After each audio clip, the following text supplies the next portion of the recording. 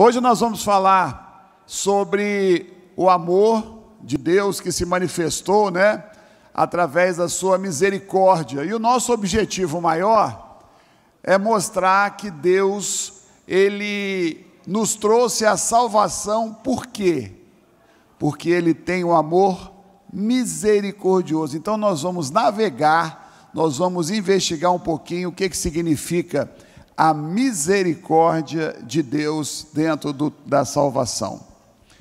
A nossa introdução, ela procura mostrar para nós o seguinte: quando a gente gosta de alguém, o que a gente quer fazer? A gente quer ficar junto.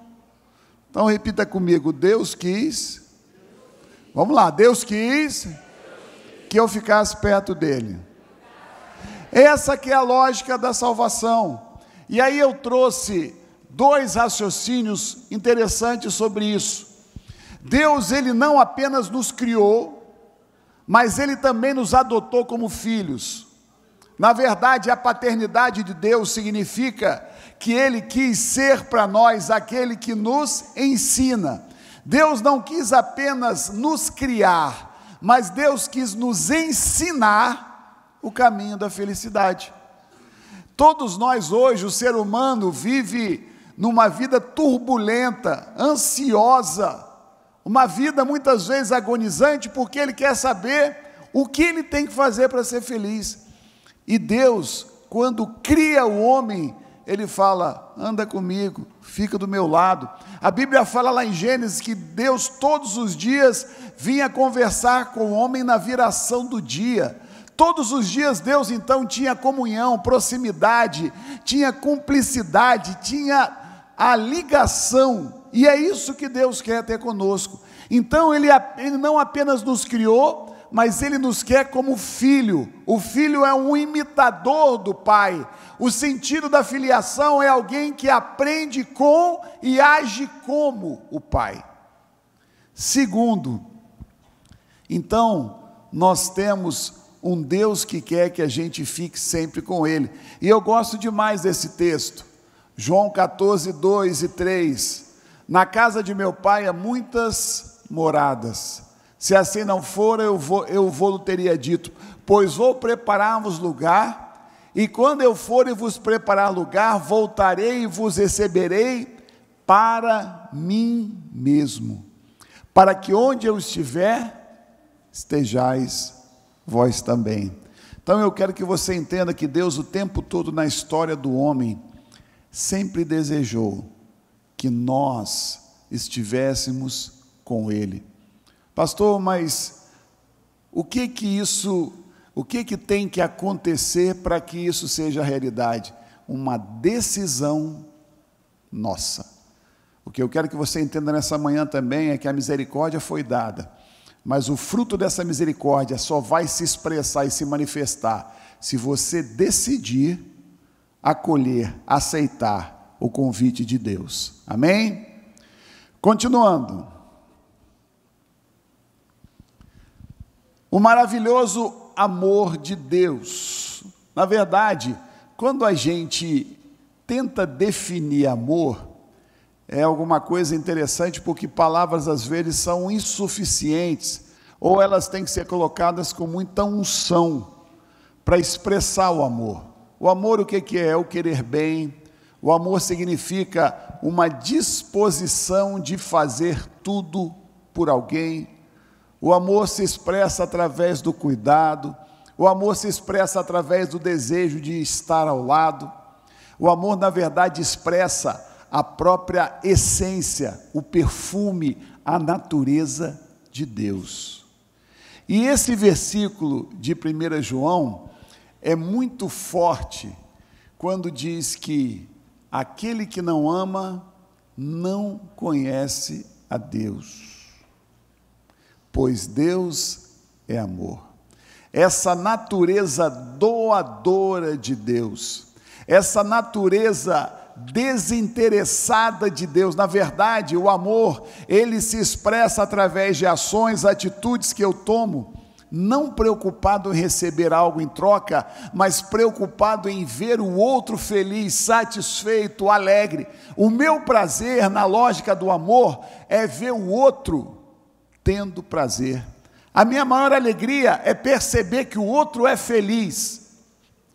Na verdade, esses dias eu vi uma frase que eu gostei muito.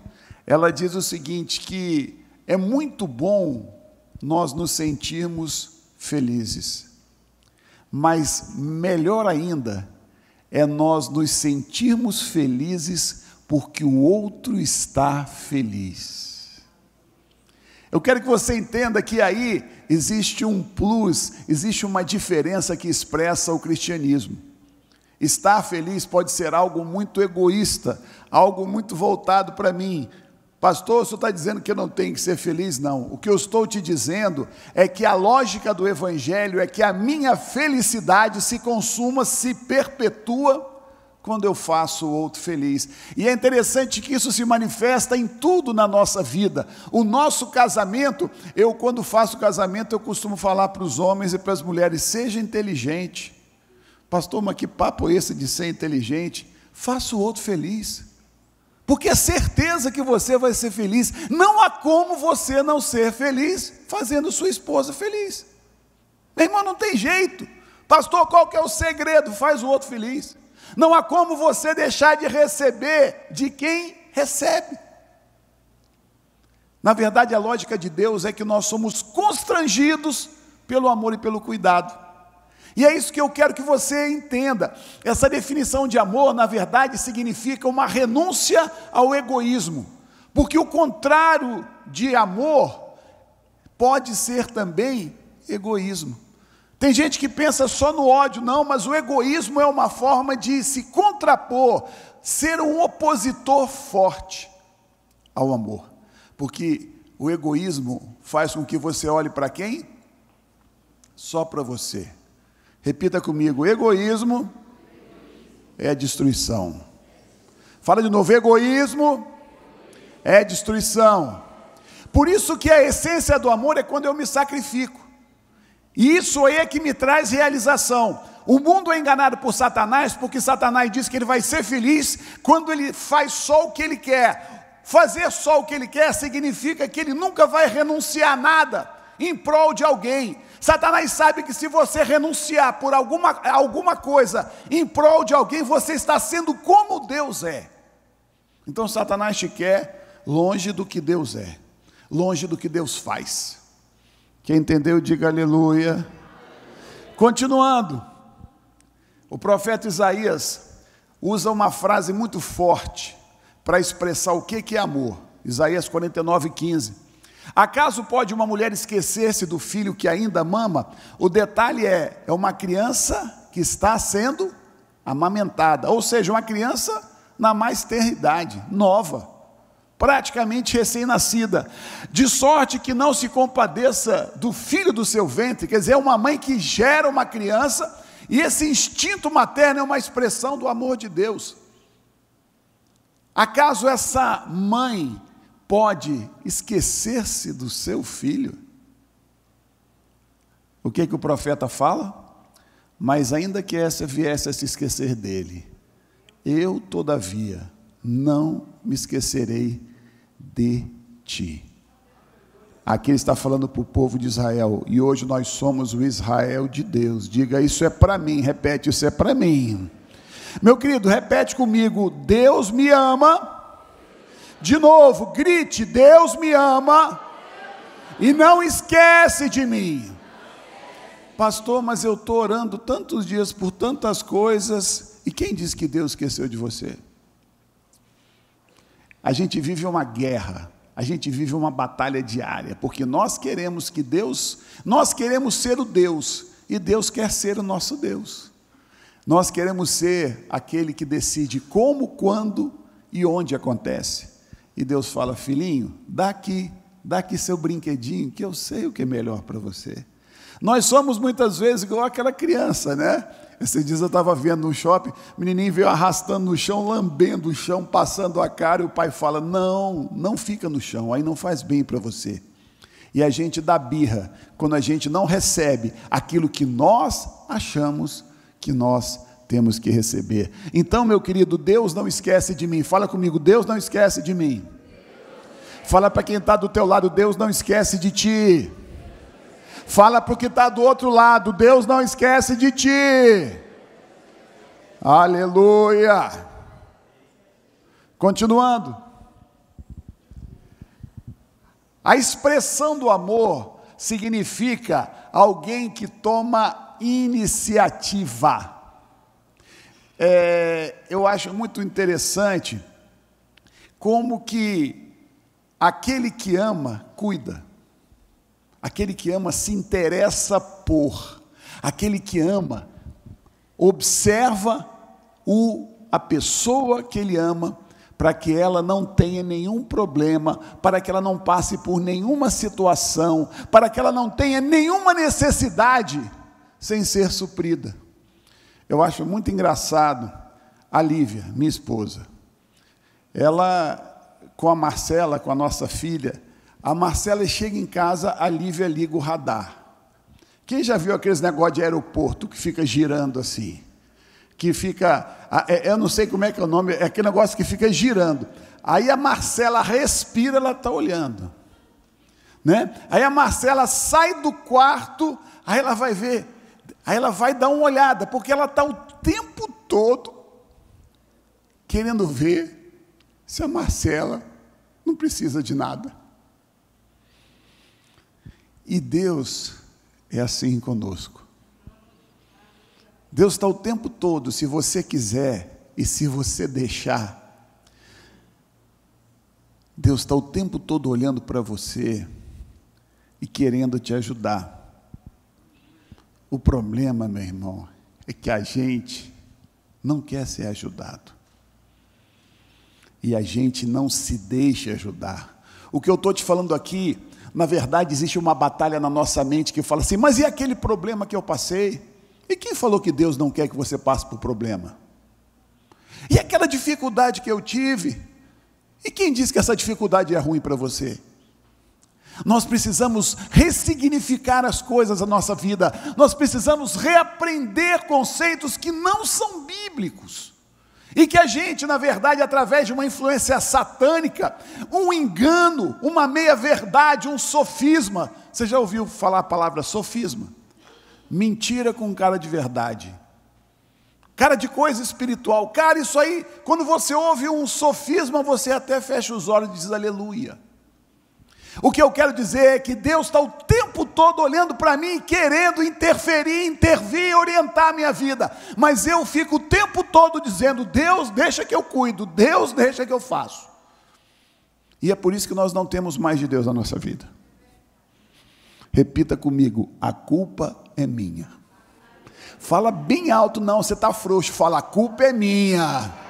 Fala, meu irmão, a culpa é minha.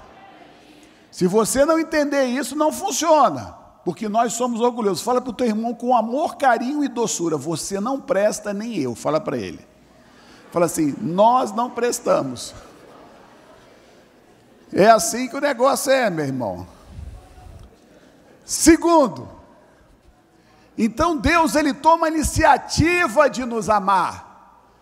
Ele vem atrás de nós, mas nós não queremos. Segundo, Deus é tão bom, que além de nos amar, Ele nos dotou, Ele nos deu, Ele nos privilegiou com a capacidade de expressarmos quem Ele é.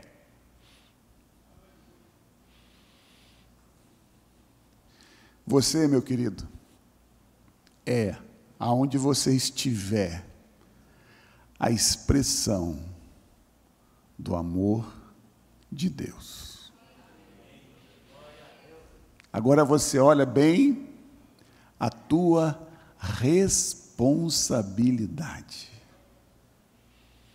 Eu quero que você entenda que na nossa vida todo privilégio vem acompanhado de uma responsabilidade. A quem muito foi dado, muito vai ser cobrado. Entenda isso. Deus te deu a capacidade de amar como Ele ama. E a marca do cristianismo, meu querido, é o amor. Isso é tão difícil, pastor, mas como assim? Meu irmão, tem hora que a gente tem vontade, eu vou falar assim, mas você não fica zangado comigo, não. Tem hora que a gente tem vontade de matar. Quem já sentiu isso, só levanta um dedinho assim, faz assim, me consola. Esses dias eu estava vendo essa questão que nós estamos debatendo muito na igreja, a identidade de gênero. Eu vi um cara fazer um negócio com uma criança que eu vou falar uma coisa para você. Se eu pudesse, eu acho que eu metralhava aquele cara. Mas Deus fala assim, criação minha,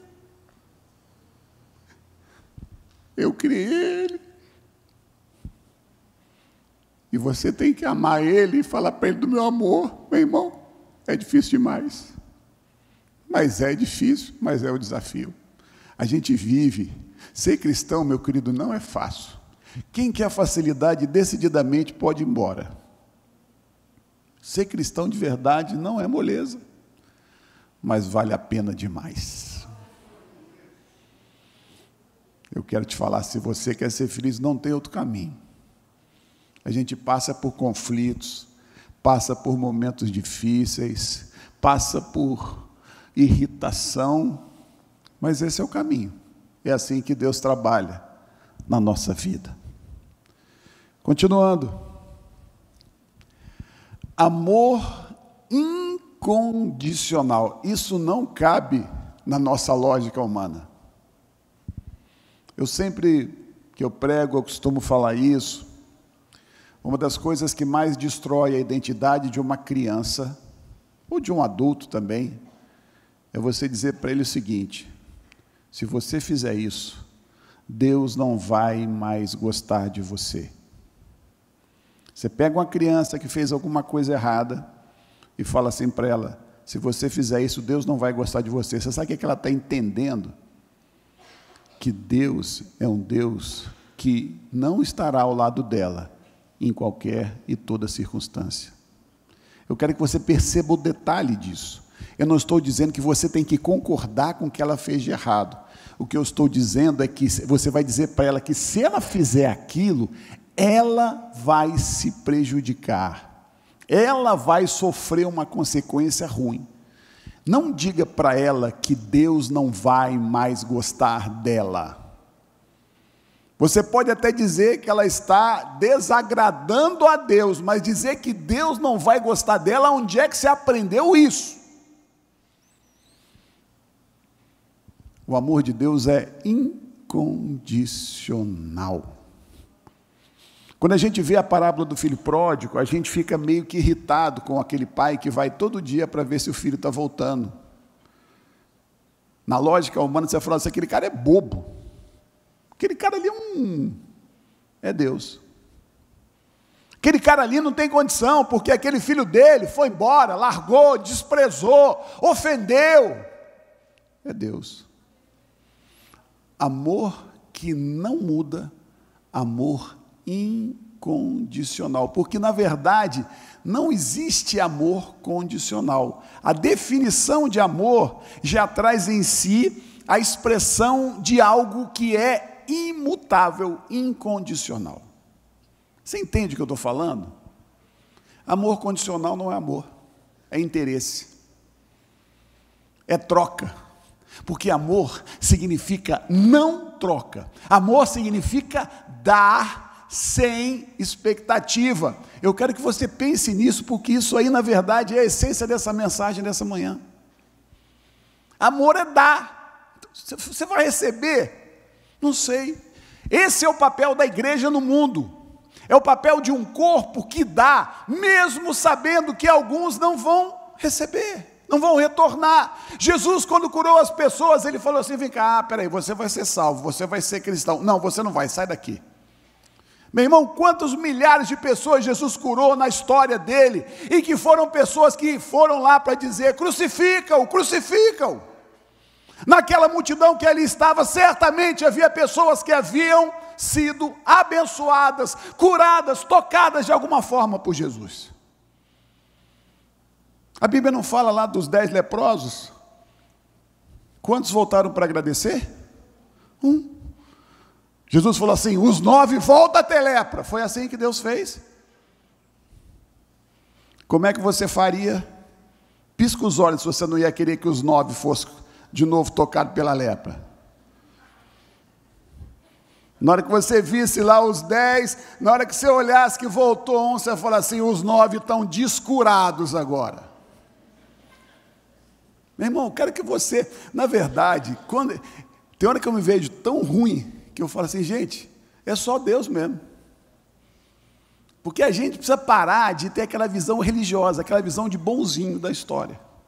Não, eu jamais agiria como o povo de Israel. Vai lá para o deserto, fica lá. Eu quero que você entenda que esse amor, então, é alguma coisa de quem dá sem expectativa. Gente, isso é amor. Para pensar um pouquinho. Efésios 2:1 fala que Ele nos deu vida estando nós o quê?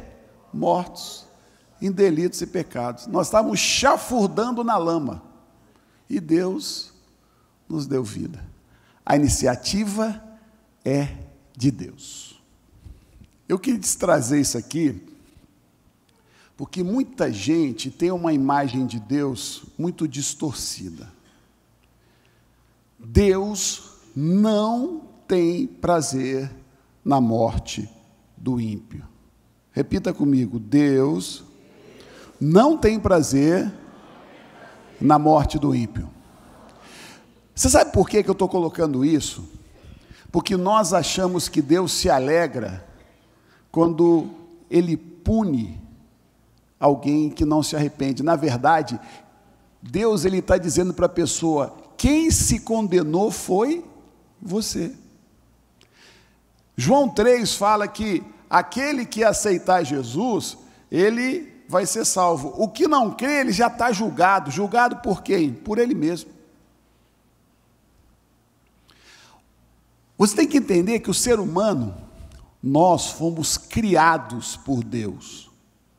E nós quisemos nos insurgir contra Deus. Nós somos, diante de Deus, nós não somos nada. Deus é um ser autoexistente. A gente não consegue entender. Deus sempre existiu. Cabe na tua cabeça? Aí, Deus, ninguém chegou para Deus e falou assim: cria o homem, Deus. Não, Deus é que quis criar o homem. Ninguém foi lá cutucar, fazer o sindicato dos... Não, era Deus. E Deus falou assim: eu vou criar um homem. E eu vou dar a ele o fôlego de vida. Só que quem deu foi Deus. Aí o homem, de repente, quer soltar Deus. O homem, coitado, acreditou que vivia sem Deus. Na verdade, é como eu cortar essa mão do meu braço. Se eu cortar essa mão, acabou. E é isso que acontece quando o homem não aceita o plano salvífico oferecido por Deus. Ele se torna um nada. Ele se torna um rabo de lagartixa. Quem já viu lagartixa quando você corta o rabo? O que acontece? Fica assim? Pois é, aí quem não entende pensa que ali tem vida, ali só está tendo os negocinhos, daqui a pouco acaba. Essa é a figura do homem sem Deus. Você entende o que eu estou falando para você? O homem, coitado, um ser criado, quis brigar com o ser que o criou. Meu irmão, você não tem noção. A arrogância do homem quando quer rejeitar o sexo que foi dado por Deus, a programação. O homem é tão hoje, o homem é tão vaidoso que ele está se insurgindo contra tudo que Deus deu para ele. A família, tudo, ele quer acabar porque ele quer ser do jeito que ele quer. Coitado, é um nada.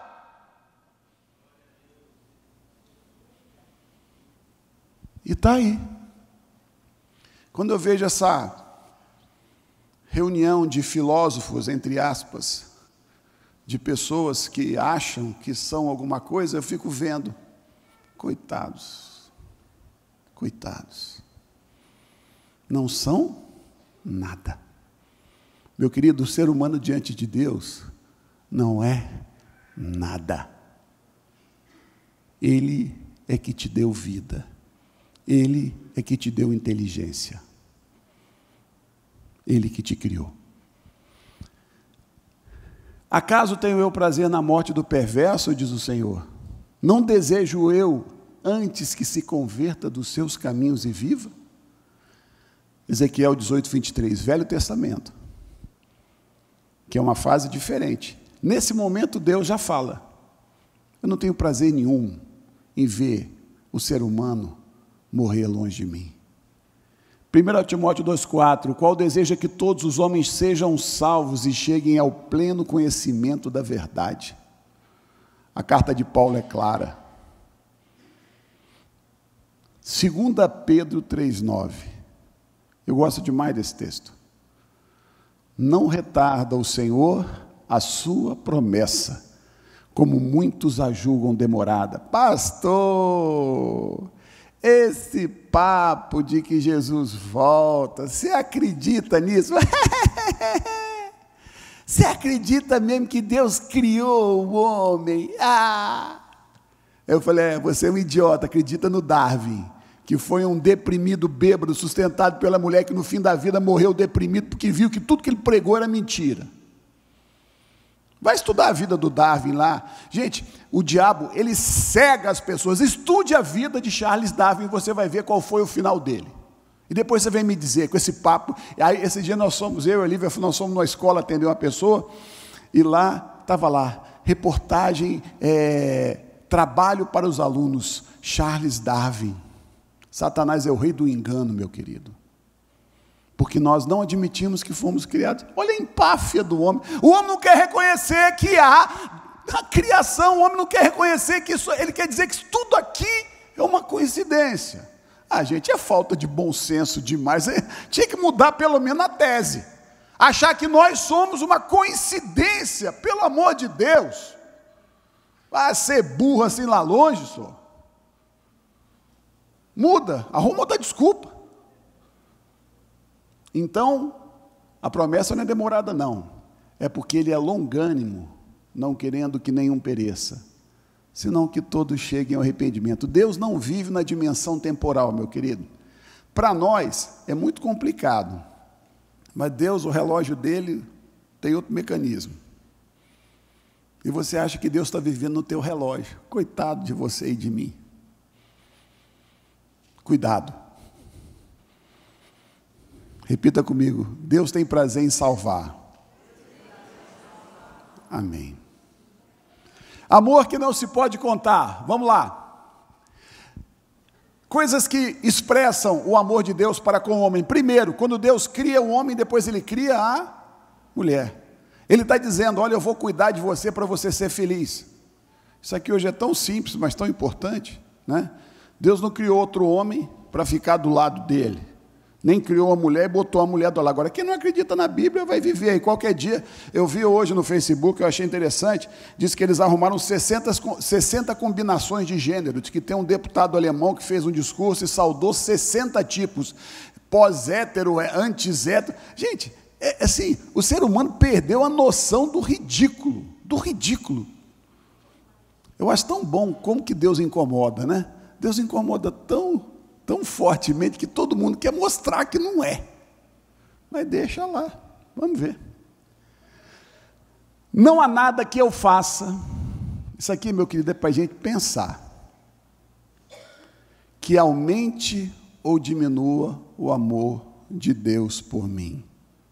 Eu posso, meu querido, eu quando dou aula, eu faço uma brincadeira.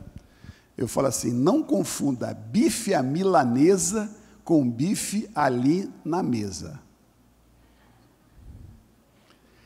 Agradar é uma coisa, amar é outra coisa. Eu faço coisas que desagradam a Deus?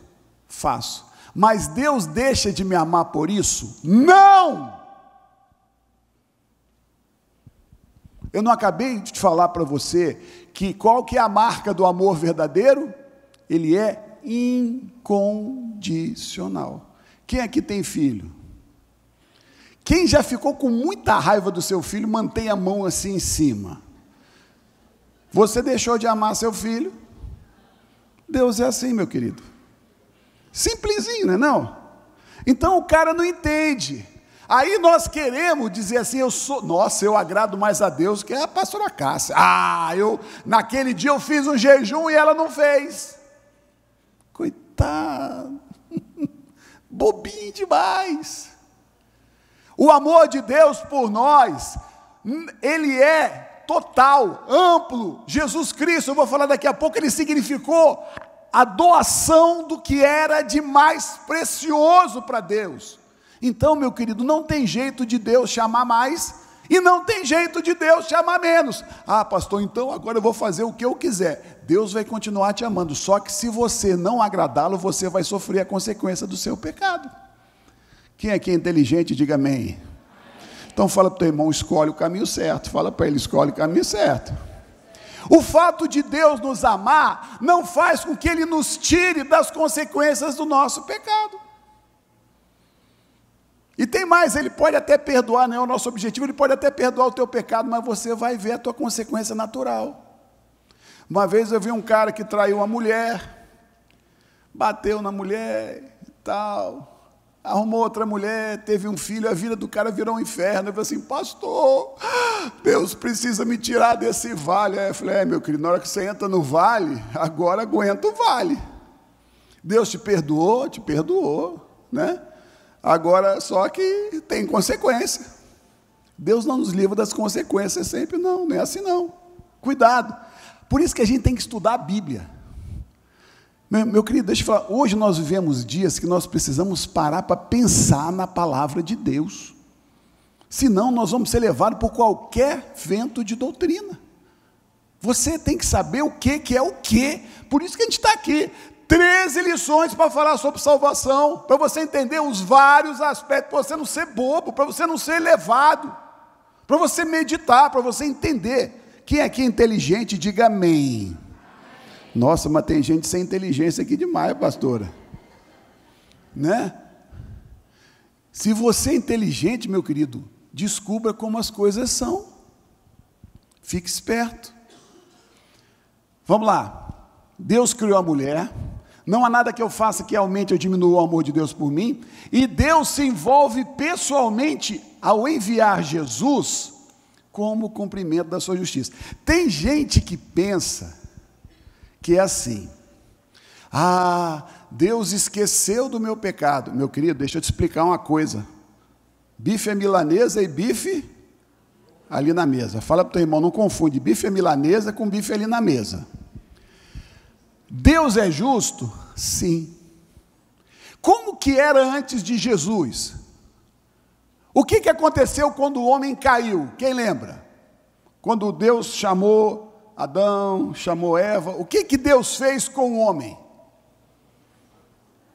Vamos lá, o que Deus fez com o homem? Ele botou uma roupa, ele vestiu, e para vestir o que teve que acontecer? Ele teve que matar um animal, o sangue foi derramado. Quando o homem pegou, há um preço. Você entendeu o que eu estou te falando? Então, quando o homem resolveu não obedecer a Deus, foi necessária a morte, sangue foi derramado. No Velho Testamento, o derramamento de sangue era o pagamento. O povo ia e sacrificava. Todos tinham que sacrificar também, de acordo com as finanças. Era uma pombinha, era uma cabra, era um animal maior. Quando Jesus veio, Ele pagou. O que aconteceu conosco que vivemos na época da graça? Todos os pecados, de todos os tempos, de toda a humanidade, foi derramado sobre Jesus. Então Deus é justo, e Jesus pagou o preço que você teria que pagar. Não ache que Deus não é justo. Deus é justo e cobrou um preço caro dele mesmo. Você precisa entender o que eu estou falando aqui. Escuta, eu devo para o pastor Carlos. Seria até bom, né? Se eu achar bom, né, pastor? Devo para ele. Ótimo. Pastora Cássia me vê, o homem abençoado, fala assim: eu vou pagar a conta do Luiz para o Carlos. Isso significa que eu não devia? Isso significa que alguém pagou a minha conta. Eu quero que você entenda que Deus, Ele perdoa porque Jesus pagou o preço. Há um preço, é pela graça, mas não é de graça. Você entendeu o que eu estou falando? Jesus, quando derramou o sangue na cruz do Calvário, tudo que você fez de ruim, quem que acha que tudo que você fez de ruim é muita coisa, levanta a mão, só para eu saber. Quem acha assim que realmente teve uma boa contribuição da cruz, diga amém. Ih, você está frouxo demais. Amém. Eu fiz muita coisa que está lá. Jesus pagou para mim. Não significa que Deus não tenha cobrado. Significa que alguém pagou no meu lugar. Portanto, você saiba que o que você fez de errado foi cobrado. Porque nós temos uma falsa visão: Deus esquece. Não. Deus afasta de nós o nosso pecado. E Deus, Ele perdoa porque Cristo foi no teu lugar e no meu. Você precisa entender mais isso. É assim que funciona. Então, Deus se envolveu conosco mandando Jesus. Por último, Deus respeita o teu livre-arbítrio. Essa questão é uma questão bem legal para a gente pensar. Pastor, para que Deus inventa moda? Por que Deus deixou o homem decidir? Porque Deus não quer ninguém que não seja alguém que queira estar do lado dele. Deus é o contrário do diabo. O que o diabo faz na vida da pessoa? Escraviza. Não é verdade? A pessoa começa a consumir droga, ela acha bom estar na droga? Acha ou não? Ela fica desesperada para sair. E ela consegue sair? Não. Isso é a marca do diabo. O ladrão veio para quê? Roubar, matar e destruir. Deus é o... Meu irmão, Deus não arromba a porta do coração de ninguém. Apocalipse 3:20. Eis que estou à porta e o quê? Bato. Meu irmão, e a batidinha bem suave.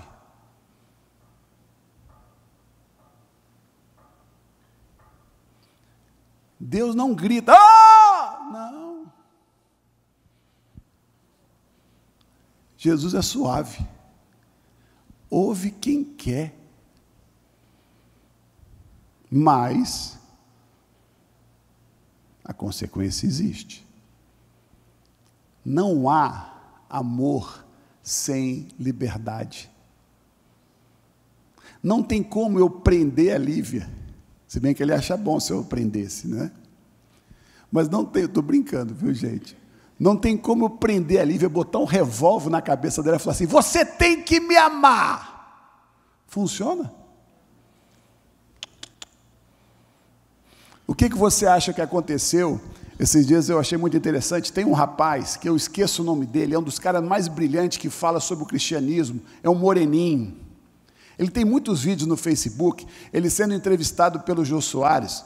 O Jô Soares falou assim: não existe evidência da morte, da ressurreição de Jesus.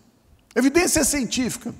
Ele falou assim: olha, aí ele começa a narrar documentos que foram feitos, mas ele falou: existe uma evidência que é impressionante. Aí eu falei, opa, o que é? Quando Jesus morreu, você pega lá em João 20, a Bíblia fala que os discípulos estavam morrendo de quê? De medo.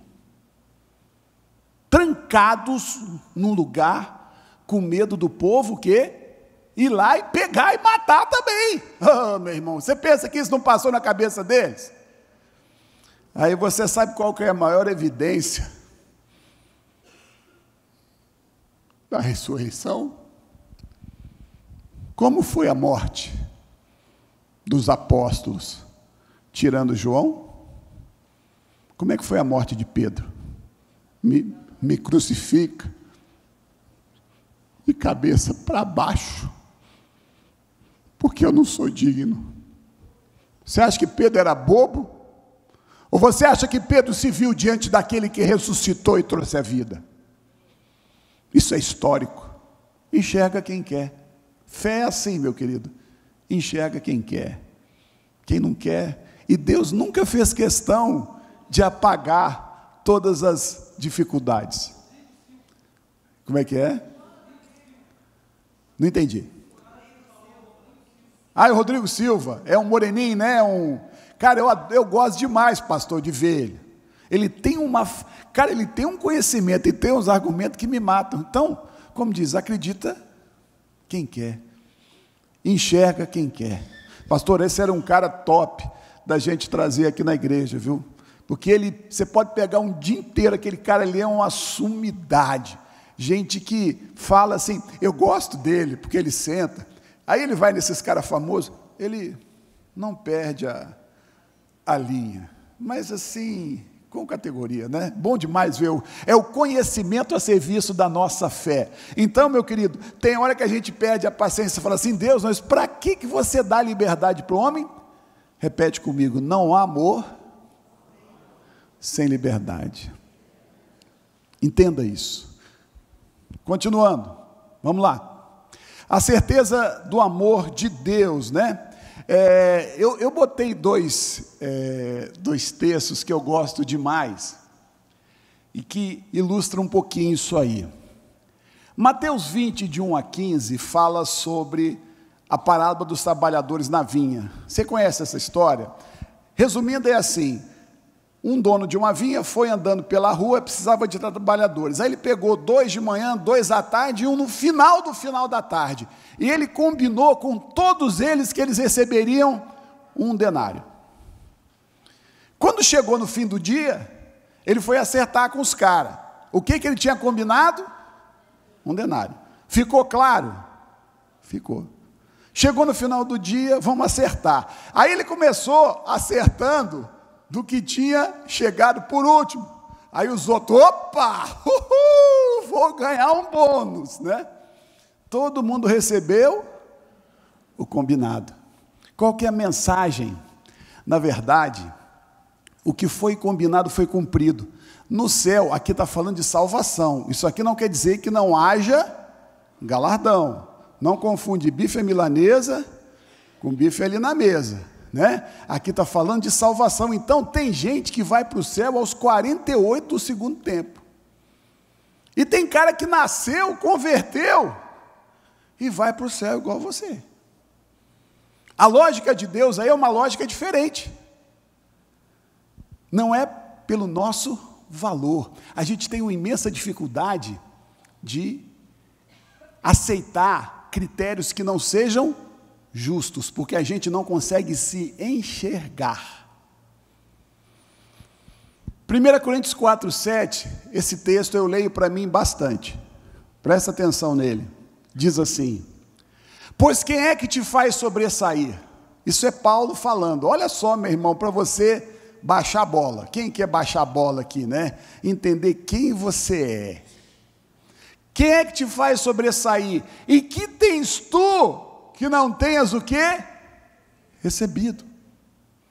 Pastor, eu falo muito bem. Nossa, eu sou o cara. E o diabo, ele se move na vida da gente através da nossa vaidade. Aí Paulo fala assim, filhinho do coração, vem cá. O que você tem que não tem recebido? E depois ele fala assim, e se você recebeu, por que você está se vangloriando como se você não tivesse recebido? Meu irmão, isso aqui é o antídoto da vaidade. Na verdade, nós recebemos de Deus, e se você recebeu mais, entenda algo, você vai ser mais cobrado. Você não é melhor. Você recebeu mais. E Deus tem os critérios de justiça dele que eu não entendo, mas que eu sei que são justos. Quem entendeu, diga amém. E aqui no final, esses dias eu estava lendo um texto que eu fiquei encantado. Eu gostei muito, porque fala o seguinte: o grande problema do homem, meu querido, é que ele não entendeu que a graça de Deus era tudo para ele. Deus queria que o homem vivesse às suas custas. O homem não acreditou que para Deus existe almoço grátis. O homem não entendeu que Deus, quando criou o Éden, falou: olha, eu vou te dar tudo, você não precisa fazer nada para merecer, eu te dou, amor é doação. Aí o diabo, o que o diabo soprou? Não, você tem que ser igual a Deus, porque na verdade grande é quem dá. O diabo falou assim: não, você tem que ter mérito também, você tem que ser igual a Deus. Aí o homem começou a ser movido pela lógica de ter que fazer alguma coisa para merecer, quando ele, na verdade, é um ser criado, muito menor do que o seu Criador, totalmente dependente do seu Criador, que recebeu a vida do seu Criador, que recebeu as características. Nós somos imagem e semelhança de Deus, tudo que nós temos veio de Deus, de graça. Mas a gente foi insuflado por Satanás para querer ser igual a Deus. Aí a gente não gosta da graça. Não, eu não vou ficar devedor de Deus, eu não quero dever Deus. Na verdade, o homem falou: eu não quero dever para Deus, eu quero ter mérito. E esse foi o caminho da morte para o homem, porque ele não entendeu que era algo que Deus estava lhe dando sem necessidade de nada, a não ser da sua aceitação. É legal a gente pensar isso. Aí ele quis ser alguém que tem luz. Você sabe o que significa Lúcifer? Aquele que traz a luz. O homem quis ter luz própria. Você entendeu o que eu falei? Esse é o grande problema da humanidade. Requisitos para o perdão, vamos lá, dentro do foco da salvação: quebrantamento. Eu estava estudando esses dias, quando você pega a vida de Davi, se você pegar a balança do pecado de Davi, tem bem mais coisa do que a balança do pecado de Saul. Davi, meu irmão, fez coisa que... E ele é um homem segundo o coração de Deus. Meu querido, isso dá um nó na cabeça da gente, assim, ó. Por quê? A questão de Davi não era o fato de pecar, porque todos pecamos. A vantagem de Davi é que Davi reconhecia que pecava. Davi não ficava inventando justificativa para Deus. Quem aqui é bom para inventar justificativa, só pisca os olhos? Deus chama, você fala assim: Deus, eu estava cansado, estava desgastado, por isso que eu falei aquilo para minha mulher, porque eu estava cansado, afinal de contas, eu também sou ser humano, né? Eu fiz aquilo porque eu estava sob pressão. Você nunca fala assim: pequei. Fala para o teu irmão: para de arrumar desculpa. Fala para ele com amor, sempre com muito amor, né? Sempre com muito cuidado, né? E aí a diferença entre quem agrada e quem não agrada a Deus é quem consegue fazer com que a graça venha sobre você. Natan chega para Davi cuidadosamente. Meu querido, quando a gente olha para Natan, você tem que entender que Natan foi um cara inteligente. Chegar para o rei, falar para ele o que ele falou, ele foi metafórico, contou uma história, porque o rei podia chegar e falar assim: ó, vai morrer. O que Davi fez? Pequei. Faz diferença. Meu irmão, uma das coisas que eu quero aprender na minha vida é largar de ser teimoso. Quem quer largar de ser teimoso aqui, diga amém. Quando Deus falar com você, meu irmão, ajoelha e chora. Aceita, para de ser orgulhoso. larga de ser bobo, e eu quero largar de ser bobo. Porque o que move a graça de Deus sobre nós é a nossa capacidade de nós nos humilharmos diante do Senhor. Continuando, para a gente estar encerrando, a nossa alienação em relação ao que Deus fez por nós, da sua misericórdia, está aqui nesse texto. A parábola do credor incompassivo. Como é que é essa parábola, para a gente encerrar a nossa palavra nessa manhã? Um homem devia para o outro 10.000 talentos. Deixa eu te dizer o que são 10.000 talentos. 10.000 talentos são 60 milhões de dias trabalhados. Um talento são 6.000 denários. Quando você faz a conversão, dá 60 milhões de denários. Eu dividi 60 milhões de denários por 365 dias, aquele homem, para pagar a dívida, ia ter que trabalhar 164 mil anos seguidos, todo dia, para pagar a dívida dele com o credor. Quem entendeu, diga amém. O que aquele homem falou para o seu credor? Ser paciente comigo, que eu vou te pagar. Ele não entendeu. E essa é a postura do homem diante de Deus. Deixa que eu vou ter mérito para chegar na tua presença. Deixa que eu vou fazer jejum para poder tocar na tua presença. Deixa que eu sou bom e cuido bem da minha esposa, para eu poder ter o teu favor. A gente não entende a dívida que nós temos com o nosso Deus. O homem não enxerga isso. E ele fica dizendo para Deus ser paciente, porque eu jejuando, orando, eu vou fazer com que você seja agradado. O grande problema do homem é que ele não quer a misericórdia, ele quer ter mérito. E isso destrói o relacionamento dele com Deus. Vamos ficar de pé.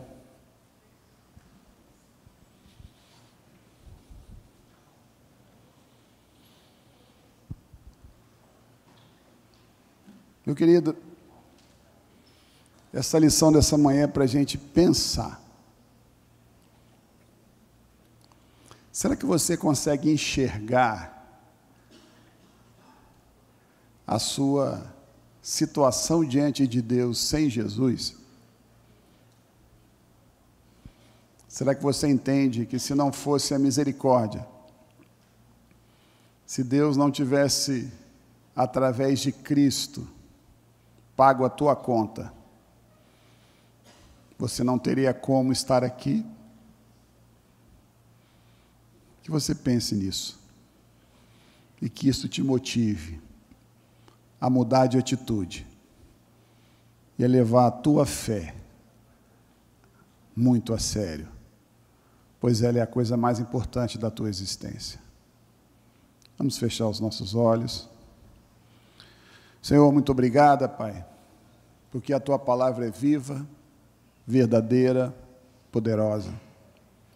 Senhor, através do conhecimento nós queremos ter o quebrantamento. Através do conhecimento nós queremos tirar as mentiras do diabo da nossa vida, Pai. Pai amado, toca em nós.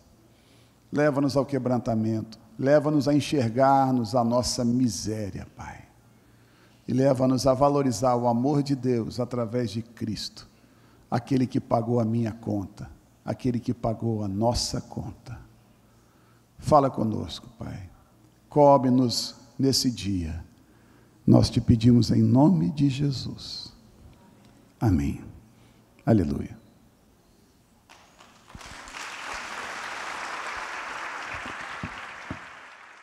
Uma igreja alegre, participativa, Todos os domingos, às 9 horas, um delicioso café da manhã e uma escola bíblica abençoada. Às 18 horas, culto da família. Segunda, às 14 horas, Manancial Feminino. Terça-feira, às 20 horas, Homem de Verdade e Mulher Ideal. Quarta-feira, às 19h40, Culto de Ensino, além de uma programação semanal para todas as idades. O nosso sonho é expandir o reino de Deus e chegar a todas as nações do planeta Terra. E eu quero convidar você a fazer parte desse grande projeto que com certeza Deus vai te abençoar. Catedral da Família.